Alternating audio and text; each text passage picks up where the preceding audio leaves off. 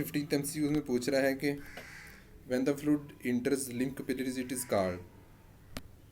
Blood तो हो नहीं सकता, प्लाज्मा बिल्कुल नहीं, सीरम बिल्कुल नहीं। सीरम किसको कहते हैं? प्लाज्मा से क्लॉटिंग प्रोटीन्स को माइनस कर लें, क्लॉटिंग प्रोटीन्स को माइनस कर लें तो ये हमारे पास सीरम बन जाता है। तो ये आपकी बुक की लाइन थी कि when this fluid enters the lymph capillaries it is called lymph. 126 MCQs हैं।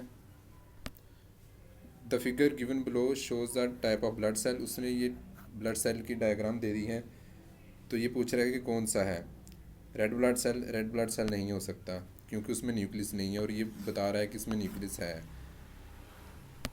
प्लेटलेट्स, प्लाज्मा सेल तो कोई भी हो सकता है, प्लाज्मा सेल में कोई भी सेल आ सकता है। प्लेटलेट्स, प्लेटलेट्स तो फ्रेगमेंट्स होते हैं, इनमें भी न्यूक्लियस नहीं होता, फ्रेगमेंट्स, न्यूक्लियस नहीं होता इनमें भी। तुम्हारे पास वाइट ब्लड सेल, अगर वो स्पेसिफिकली पूछ लें तो ये इसानोफिल्स हैं, ये सिनोफिल्स, क्योंकि ये आपकी बुक में डायग्राम बनी हुई थी, आपने इन डायग्राम को भी अच्छी तरह से याद रखना है। ये देखें, ये इसानोफिल्स था, आपने ये इनकी परसेंटेज याद रखनी है, इनका फंक्शन भी आगे लिखा हुआ था, फंक्शन भी याद रखना है, आपने इनका साइज़ याद रखना है।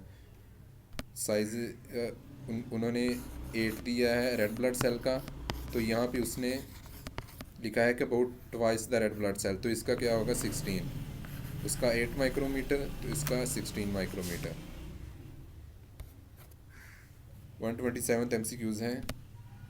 On Galapagos Island, among the birds dash caught much attention of the Darwin in formulating the work related to adoptions।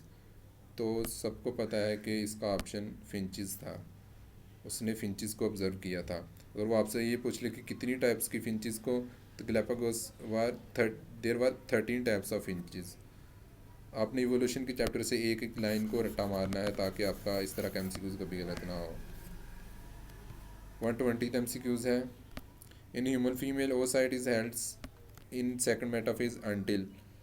Second metaphase until ovulation बिल्कुल नहीं, डेथ बर्थ बिल्कुल नहीं, फर्टिलाइजेशन इसका करेक्ट ऑप्शन होगा। तो आपने ये भी याद रखना कि फर्टिलाइजेशन होती है कहाँ पे? फर्टिलाइजेशन होती है ओविडक्ट में। आपसे ये पूछ सकता है कि एग कहाँ पे बनता है? एग ओविडक्ट में बनता है। और जो जाइगोट है वो कहाँ पे इम्प्लांट होता है? वो ओविडक्ट में नहीं बल्कि यूट्रस में इम्प्लांट होता है। आपने इन पॉइंट्स को अच्छी तरह से याद रखना है। तो ये आपकी बुक की लाइन थी कि primary oocyte divide meiotically into a haploid secondary oocyte। First polar body, आपने ये भी याद रखना है कि पोलर बॉडीज़ कहाँ पे बनती हैं, फर्स्ट पोलर बॉडी कहाँ पे बनती है, सेकंड पोलर बॉडी कहाँ पे बनती है। आपने इन पॉइंट्स को अच्छी तरह से याद रखना है।